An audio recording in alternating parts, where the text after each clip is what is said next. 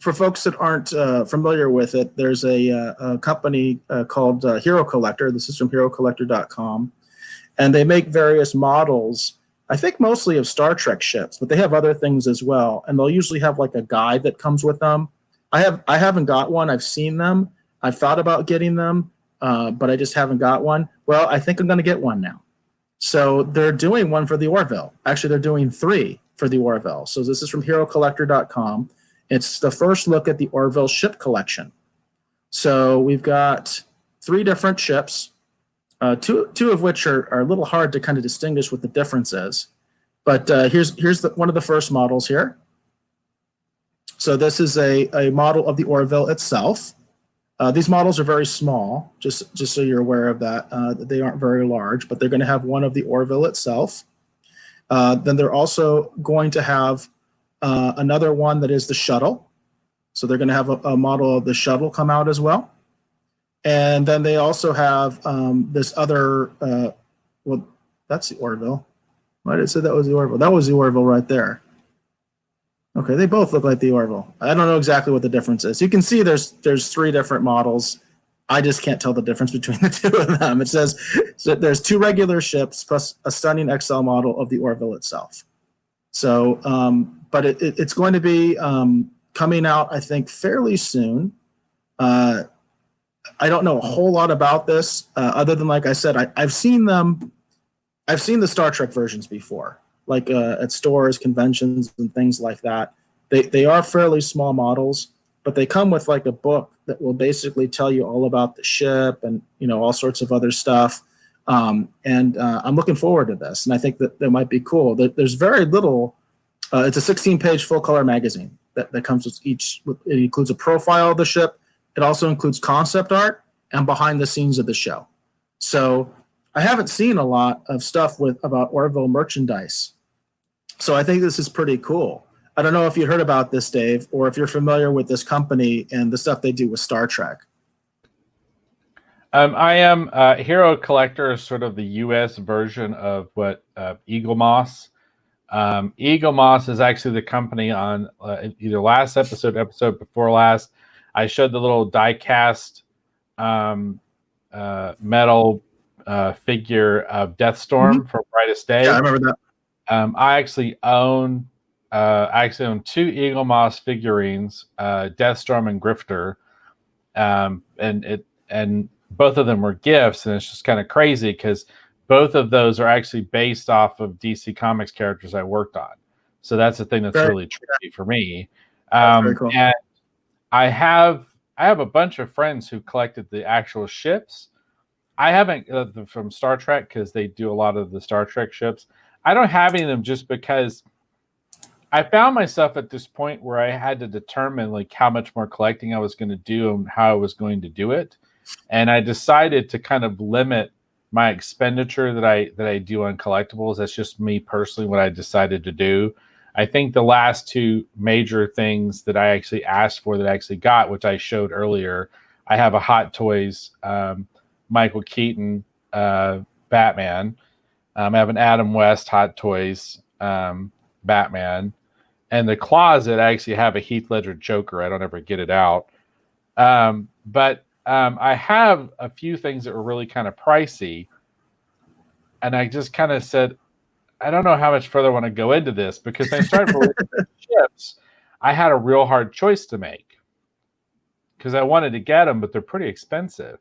Not the Orville ships, but the Star Trek ones, because there's a lot of Star Trek ships. There's just these are available for pre-order now. Which I didn't actually check what the price was. Here, let's click on the Orville. Let's see if that pops up here, because you can pre-order these right now. $30. That's not too bad. They are small. I know they're very, very small models and stuff like that, but they come with the book, which is kind of cool.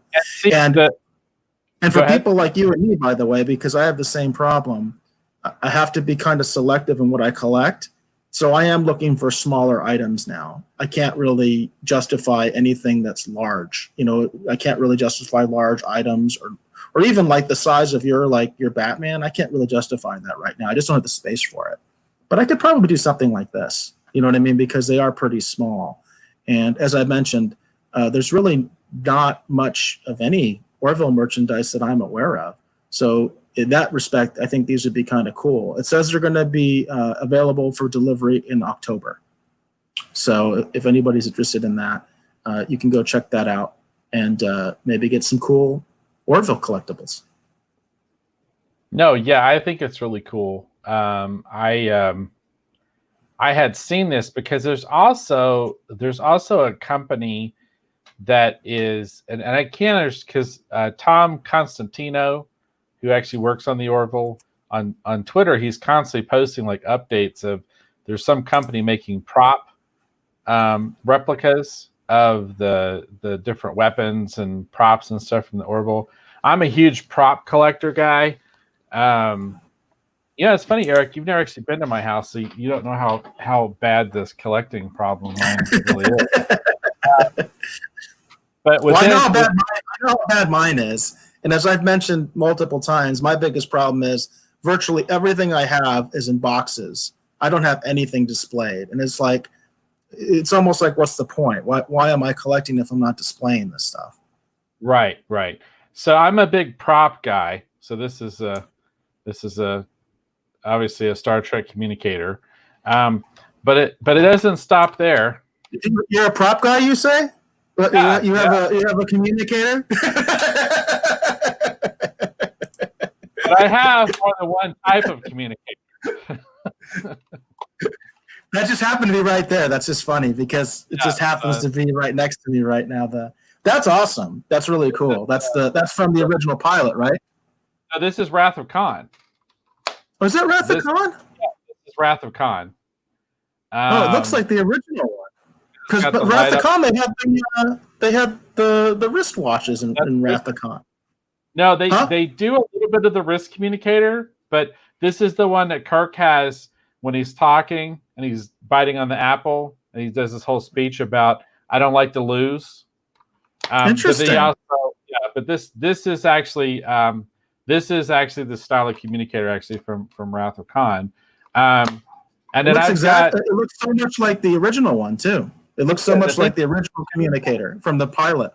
Yeah, I think it's intentional. And then I can't get to them because they're over there, but I've got every version of the phaser except I didn't pick up the official release one from Star Trek 3. I almost bought it, and then it's the one that Uhura has where Mr. Adventure, she's like the blood pumping, and she makes him sit in the closet.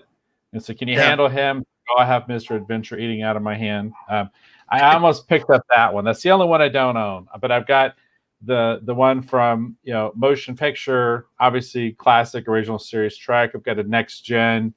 I've got the one from Star Trek 6. It has the clip and the slide out as if it's like a Glock or something. So, I'm a huge prop guy, and so I've been paying particular attention to the prop stuff more with the Orville. But they keep putting up updates, but there's not any real hard information as far as I could tell about how you would or would not order them. But along those lines of expensive things for those of us that are into props, since you brought up the Orville thing, I thought I would bring this up just briefly. If you will share my screen, I'll show the expensive prop I'm trying to talk myself out of.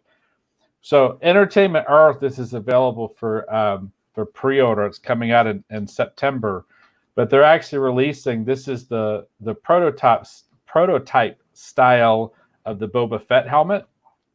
Had you seen this? I had not. This thing is cool. But it's the Boba Fett helmet, but it's the prototype version. But this thing looks really cool. This is the kind of, this is the thing I'm like going, I don't need this. I don't need this. But for $100, I'm still not going to do it. It's tempting. No, I would say definitely, yeah. We both know why I can't do this. Those of you watching the show, you we'll be finding out soon enough. While I'll be not buying any more props for a long time, but anyhow, basically, long story short, I can't afford this anymore. But we'll get into that soon enough. But this is a fun, expensive prop. I find myself going, but I'm not going to do it. I'm not going to do it. Yeah, I that have is pretty willpower. cool. No, that is pretty cool. Yeah, this thing's neat. This thing's neat. Yeah, that looks pretty cool. So, and they go great with my prototype Boba Fett that's standing right over there watching me while I do the show. He stands right there and watches me. Giving you moral support, huh? There you go. Yeah, I have prototype Boba Fett over there. That's one of my favorite costumes of all time. And then I have one of my favorite uniforms over here because Admiral Kirk watches over me on the other side. And that's one of my favorite uniforms of all time. I love the Admiral uniform for motion picture. So very cool. Look at us talking about collectibles. We're going to get labeled as a kid show if we're not careful. Yeah, I think that issue seems to have been a little bit overhyped. So yeah. Thankfully, which is one of the reasons that we're talking about collectibles more on our show. So